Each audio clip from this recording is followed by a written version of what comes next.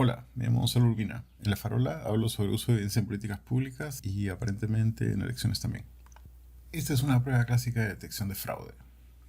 Lo he aplicado sobre un número que está consignado en todas las actas, pero que no puede ser manipulado. Para hacer la prueba, sumamos este número para todas las actas de un distrito y luego observamos qué número aparece como primer dígito de esa suma. Si la suma fue 1530, el primer dígito es 1, si la suma fue 380, el primer dígito es 3. Tabulamos la frecuencia con la que cada uno de estos números aparece como primer dígito. Encontramos esta distribución de frecuencias. Es una distribución famosa, conocida como la distribución de Benford. Es lo que esperamos encontrar en una colección de números que han sido generados naturalmente. Por naturalmente no quiero decir sin ningún tipo de intervención humana, sino más bien con intervenciones humanas que no han estado intencionalmente tratando de afectar el resultado. Por ejemplo, el número total de electores en cada distrito. Para la gente un poquito más exigente estadísticamente, agrego una pequeña prueba de validación de que la data se distribuye de acuerdo a Benford. Muy bien, y armados de estas herramientas metodológicas, vamos a lo nuestro. ¿Podemos detectar algún tipo de anomalía en los resultados electorales de segunda vuelta del 2021 en Perú? No. Veamos el total de votos emitidos, el total de votos válidos, de votos blancos, nulos, para Keiko Fujimori y para Pedro Castillo. No es fácil inventarse números y que cuadren con esta distribución, pero es fácil entender por qué. Escoge tú un número entre 0 y 1000 que creas que no va a poder ser detectado.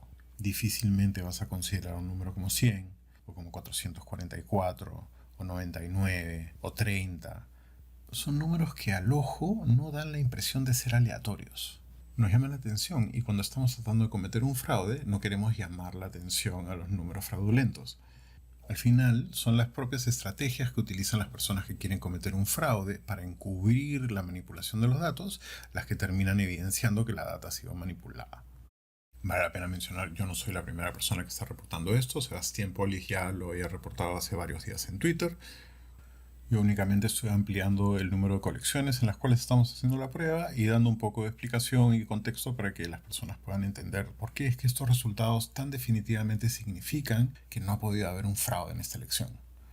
Como pueden haber algunas personas que digan, oye, pero esta prueba la está haciendo agregando a nivel de distrito, podemos también hacer una prueba a nivel de acta. A nivel de acta o a nivel de centro de votación no podemos evaluar la distribución en el primer dígito porque la variación en el tamaño puede ser bastante grande en algunos lugares. Entonces el primer dígito a veces es cientos, a veces es miles, pero a veces también es decenas. Entonces para poder hacer un análisis de este tipo a nivel de acta, lo que hacemos es evaluar el último dígito. Ahora, el último dígito ya no se distribuye como una distribución de Benford, sino que se va a distribuir uniformemente. Trabajando a nivel de acta, el número total de electores hábiles deja de ser un buen ejemplo de data que no ha sido manipulada. ¿Por qué? Porque en la inmensa mayoría de actas el número por defecto es 300. Si aplicamos esta prueba, vemos efectivamente el número 0 domina completamente la distribución. Si sacamos el 0, el resto de números más o menos se comporta uniformemente. Sin embargo, hay que considerar que esta muestra es muy pequeña. Básicamente solo las últimas mesas de cada local. El total de votos se comporta de una forma uniforme. Los votos válidos se distribuyen uniformemente. Con los votos blancos volvemos a tener un problema, que en realidad no es ningún problema, sino que se explica en la misma forma de la data. En la gran mayoría de las mesas ha habido 5 o menos votos en blanco. Entonces el número 6, 7, 8, 9 no aparece y no se puede hacer este análisis de distribución. Votos nulos y los votos para Keiko Fujimori y para Pedro Castillo se comportan correctamente. Encontramos con esta segunda prueba lo mismo que en la primera, que es que en todas estas colecciones de votos no vemos ningún tipo de anomalía. ¿Por qué entonces es que algunos científicos de datos han estado hablando de irregularidades y de mesas sospechosas? ¿Es sospechoso que aproximadamente 5% de los casos de una población sean raros? No, no es sospechoso. Eso es, de hecho, perfectamente normal. Encontrar que aproximadamente 5% de las mesas se han comportado de alguna forma rara en algún tipo de medida que hayas hecho, eso de ahí no es un indicador de irregularidad, eso no es un indicador de sospecha. No deberíamos utilizar palabras como sospechosos o irregularidades, especialmente en contextos políticos, a menos que tengamos evidencia contundente.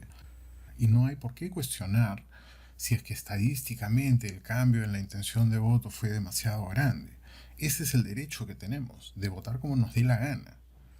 Si una mesa votó, y el acta se aprobó y se firmó y nadie lo observó y llegó a su proceso final de conteo, esa es la voluntad popular.